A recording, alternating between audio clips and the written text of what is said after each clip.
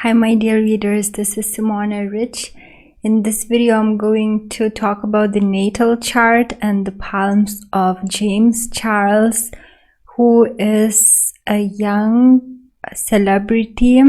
He started doing makeup for others and himself from very early age, and then he started his YouTube channel and displayed his artwork and became huge success, and now he has over 20 million YouTube subscribers.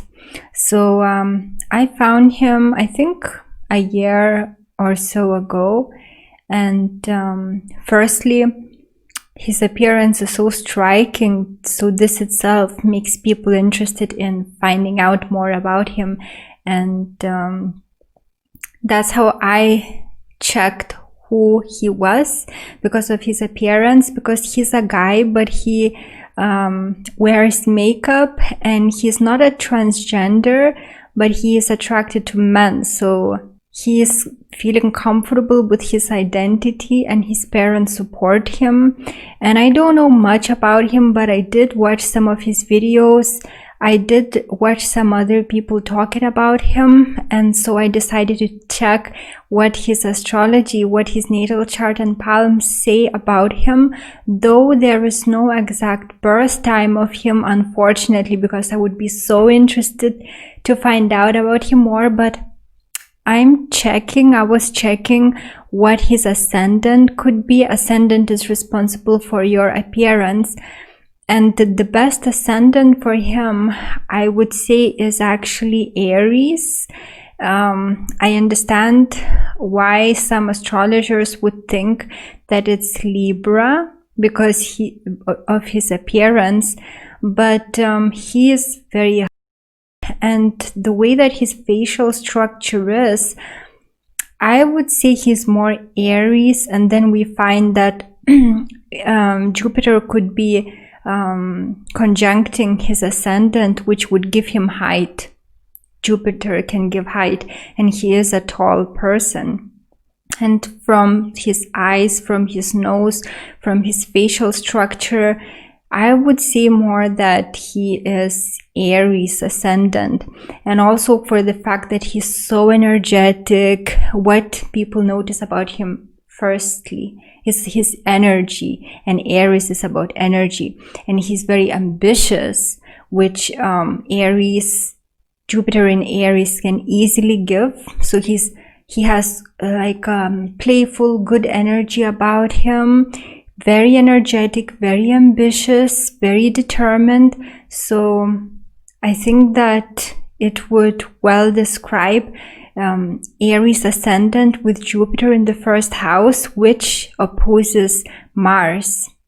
So that would give ambition and trying to achieve goals that may seem grand, unreachable, and trying to fast achieve goals and going for what you want, not seeing whether it's realistic or not. And often these people actually achieve their goals. So Mars opposition to Jupiter is one of the signs of success. So people who have this opposition sometimes succeed, not so much because of hard work, though he has lots of hard work in his chart also shown, but this kind of opposition alone gives success not because of hard work, but because people think in big ways, have big goals, and believe in themselves, and so this allows them to achieve what they want. So although this is speculative, I'm not telling that he's Aries ascendant, but I think it's very likely. Still, even though we don't know his ascendant, we can put Aries actually as his ascendant anyway. So when you don't know your own birth time or another person's birth time, you can put, for example, his sun sign as in the first house. So for him that would be Gemini, and his sun sign would then show more about his inner development. Yet if you put Aries in the first house, it would show more about the external developments. So that's what I guess it's more interesting to see in his case. So I'm leaving this chart that I think belongs to him as it is because of the Aries ascendant. So analyzing from here, we can see that then Saturn is also in his first house, and it's placed in the stubborn sign of Taurus. This kind of placement would give him huge stubbornness. He's a very stubborn person, but if he's stubborn about right things, that is good because he can achieve what he wants. And we can see that there is a tight trine between Saturn and his midheaven, which indeed can give success through work, and it can give success if the person doesn't give up, if he continues persistently and organizes his work and keeps his promises, doesn't cut corners. So if a person works this way, he can easily achieve career success. And also it's not sextile, it's trine. So he's already taking this from past lives. So it could be so easy for him to work towards what he wants that there is not even much effort. He is just like this. And so he achieves success very quickly. And this kind of placement of Saturn in Taurus can give wealth, greater wealth later in life. And it also can give the ownership of land. For example, later he may be able to purchase his own land, dealings with land. And it could give inheritance of land, especially from the father. Now looking at the second house, we find then Mercury and Sun there, and most of the house is occupied by the sign of Gemini, which means that money can be earned through speech, through writing, and that's what he does.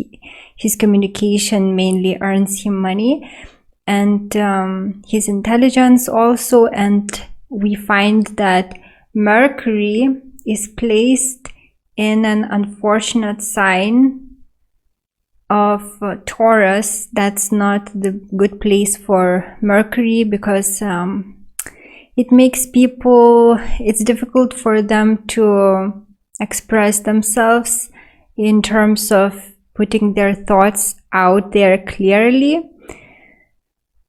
And I think I did hear him say that he's not the brightest person, and we can see that the sun is burning Mercury also, so his attention span may not be long, and he may be very good at multitasking, but it may be difficult for him to focus on one thing for a very long time. It's best to delegate this to other people.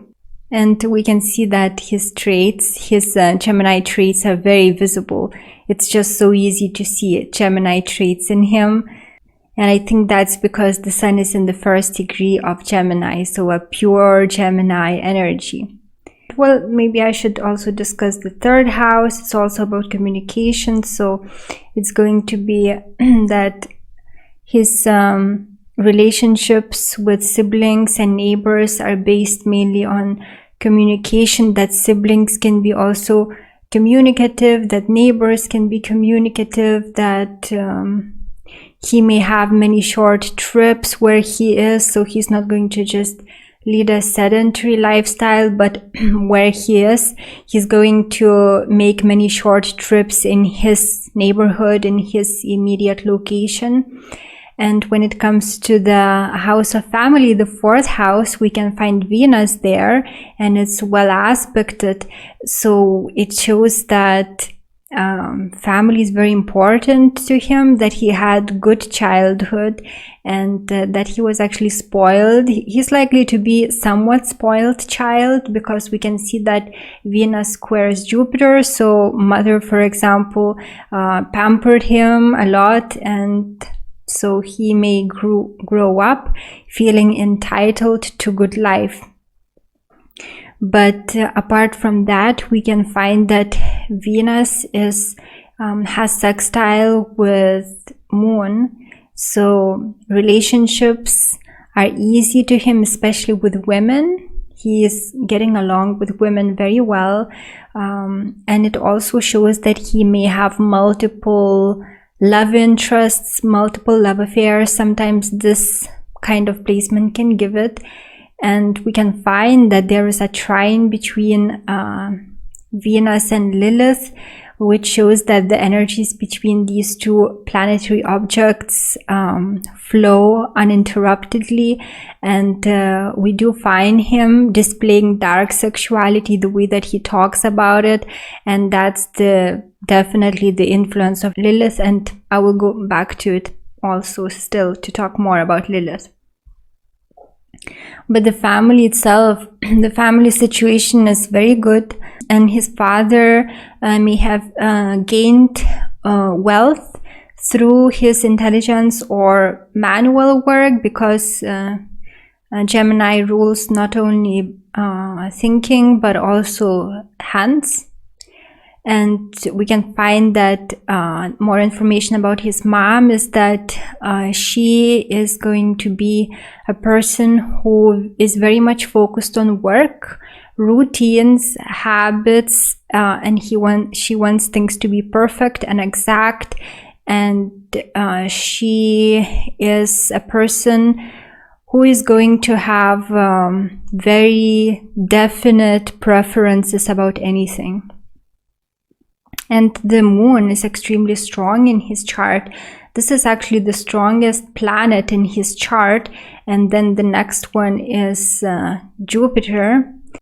Venus is also strong, but only because of its location. It's close to nadir, so it's kind of strong also. And Mars is little bit strong because of its location also, but the Moon is the strongest planet in his chart, and this shows that his feminine nature is much stronger, and that's of course very visible, whilst the masculine nature is not as strong, because we can see that Mars is in the 7th house, in the house of the other half, whilst the Moon is has strong aspects, very positive aspects, and it's located in the 6th house of work in the sign of Virgo. So we can see that this means that he's going to be very exact about how he works, that he's going to have structures and systems in place to be efficient, that James is going to be very particular about his desires, and he is going to also be quite difficult. He may be quite difficult at work because he may have so many things that he expects others to do, and he may naturally criticize people because the Moon is placed in Virgo, and that could be frustrating. And this also could be difficult in relationships, with his relationships, because he may have so many preferences and expectations of another person that it would be difficult for that other half to live up to them. And of course, Moon placed in the house of work can mean that the work has something to do with women, female-like work. And yes, what he does is female-like, because he does makeup probably on a daily basis. His work revolves around makeup and fashion and, photo shoots and so forth. So it's kind of more female-like work. And also we can see that Libra shares the 6th house, which is about beauty and harmony. And his work is a lot to do with it. And now moving to the 7th house, we find that Mars is there in the sign of Libra. And this is not a good placement for Mars, because Mars is in its detriment in Libra, and this kind of placement will give disagreements between the loved ones. So he even has, if indeed his natal chart ruler is Jupiter, it's in opposition to Mars. So what that would give is that he attracts partners who are very different to who he is, and they challenge him and provoke him, and then fights result. And this also means that there could be legal fights. It's very often the case that people who have this kind of placement, they get divorced, just nasty separations, including courts and legal battles. And also his Mars is even retrograde, so it's going to be difficult for him to have good relationships, harmonious relationships. He may seek harmony in relationships, but it just doesn't happen. And when he likes someone, he's going to actively pursue that person because of the placement of Mars in Libra in the 7th house. But it's going to take a lot for the relationship to work. So both people would have to really be self-aware and be willing to accept the other as they are, rather than fighting the differences. So this is not a fortunate location of Mars. However, it does give an eye of harmony, feeling for harmony. So that's obviously reflected in his work, because he can create such beautiful works of art on his face, on the faces of others. He has that natural understanding of harmony, and this is given by Mars being placed in the sign of Libra. And now moving to Lilith. This is very important in his chart, because we can see that it's very strong. Lilith is very strong in this location, and we can see it's making so many aspects, strong aspects to other planets. So what this placement of Lilith gives, Lilith being located in the sign of Scorpio, is a person who is secretive, meaning he will not disclose. He has secrets, deep secrets, that's not going to be disclosed. Those secrets could be something about his sexual nature, about the dark nature, like to do with things that people don't talk about, illegal things, dark things like drugs and so forth. Anything like this, anything that is dark, is ruled by Scorpio. And so if he is doing anything, if he's involved with anything of darkness, it's going to be totally secret. It's going to be kept completely secret. And this kind of placement also gives intuition about dangers. So he may have intuition about, he would feel if the situation is getting too dangerous, and then he will be able to take himself out of it. So that kind of intuition is given by this placement. And Lilith, located in the sign of Scorpio, would also give an extremely strong sexual nature to the point of perversion. So all kinds of extreme perversions could be the case, could apply to people with this placement, especially people who are not developing, who don't work on improving themselves. So this kind of placements could give sexual fantasies and wanting to manifest them, sexual fantasies such as, bondage and other like weird things. And he also, this kind of placement can give manipulation, so sexual manipulation. For example, he may be involved with someone, but then use that thing against the person. Or for example, he may be involved and living out his dark fantasies with that person, but then it's going to be used against his partner. So it can easily give sexual manipulation with undeveloped people who don't work on themselves. And we can see Chiron in the 8th house, which can also indicate that there was some kind of sexual abuse of him. And also Lilith in Scorpio also may give sexual abuse. And we can see that Lilith opposes his Saturn, so it could be like sexual abuse by some older person. but it's going to be kept secret because both Chiron is placed in the 8th house, house of secrets, and Lilith is placed in Scorpio, the sign of secrets. So if he was abused, he is going to keep it secret. And also we can find Pluto there. Pluto in the 8th house, which is again, it gives strong sexual desires. His sexual nature is very strong, but it also can give abuse, sexual abuse. And yeah, it's not likely that he's going to share it with the world. Now we can find that the 9th house is ruled by Sagittarius. So, and the ruler of Sagittarius, Jupiter, is in his probably 1st house.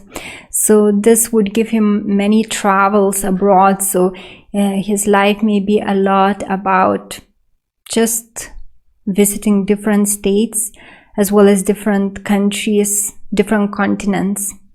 And when it comes to his house of work, it's ruled by Saturn, and Saturn is in his 1st house. So through his efforts, he can achieve career heights, and by being persistent, by being, by working by being organized and persistent and never giving up, he is going to achieve a lot in life. So Saturn gives its rewards only when people put a lot of work, but it's easy for him because if he has Saturn in the 1st house, if he has Moon in Virgo, it's not going to be difficult for him to work very hard. And when it comes to the 11th house, we find two outer planets there, and also South Node. So this means that he will have many friends because of the, this house sign is Aquarius, and those friends are going to be very unusual. And of course he attracts people like he is, who are modern and also very unique and yes, unusual and very creative, Neptune. And I forgot to mention that Neptune trines his sun, so it's easy for him to be creative. It's just he was already born with that creativity. So his friends will also be very unusual, creative, into the, being always with smartphones, doing something online, because all of this is ruled by Aquarius. But the South Node is located there also, so it means he will attract the same kind of people that he attracted in the past, and that this kind of his friends, what kind of society he attracts, it can put a block to who he is supposed to become in this life. So he has to be careful, because if it's too easy with friends, it just feels like it's effortless. It's because you already, James already was attracting those kinds of people in his past life. And this life is not so much about friends. In the past life, it was about being with friends and achieving goals. But in this life, he is supposed to develop his individuality, and Aries ascendant would also mean that, and to become, to make his, what he enjoys in free time into his normal work, which is actually what he's doing now. So that's excellent. And the house of death is completely empty according to this chart, and it's ruled by Neptune. And we can find that Neptune is placed in the 11th house of friends, which means again that what can cause his self-undoing is certain friendships. So friends may not be as, sometimes they may be deceptive, for example, or maybe tempting him to use mind-altering substances. So he has to watch out what kind of friends he attracts. So this is the end of the natal chart interpretation, and now I'm going to check his palms. I couldn't find clear images of his palm, but I'm going to post this one, and this one, it looks from this one that the lifeline starts above the headline from the Mount of Jupiter, which can give early success in life according to palmistry. It seems that the heart line is finishing on the Saturn mount. If that's the case, the relationships are going to be a little bit self-centered, yet because he has Mars in Libra, he's going to seek for fairness in relationships. So he will, if he does something for another person, he will expect the same to be done to him, and he will get upset if not the same amount of effort is put into relationships by another person as it is by him. And I can see there seems to be a success line. Actually, it looks like it's strong. So success line is such a good line to have because it does show success, and it's a long one in his case. Some people have success lines, but usually people have short ones towards the end, you know, on the Mount of Sun. And this means that success, the person will be more successful at the end of life. Often that's the case with people.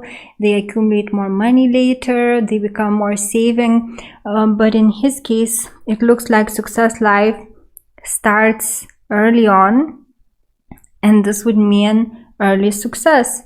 And we can see that the M sign is very obvious in his palm, even from this unclear image, and that's the money sign, that he will be able to quickly accumulate income. And we can see that his lifeline is drawn by the Mount of Moon, because it's going not curling round the Venus mount, but it's attracted to the Mount of Moon, and this shows that he is likely to have a very long life. Now, I wish I could tell more about his palm, but I just really don't think I have. I just couldn't find more images. So if any of you have seen better picture of his palm, let me know. I'm still would be interested to check his palm. But for now on, that's going to be the end of the palm interpretation. So that's the end of the video. I hope that you enjoyed it. Thank you for watching. Have a good day. Take care.